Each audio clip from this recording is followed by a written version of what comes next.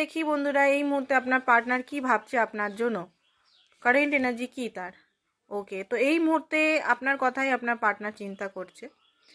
আপনার partner slowly আপনার সঙ্গে সম্পর্কটা এগিয়ে নিয়ে যেতে চায়।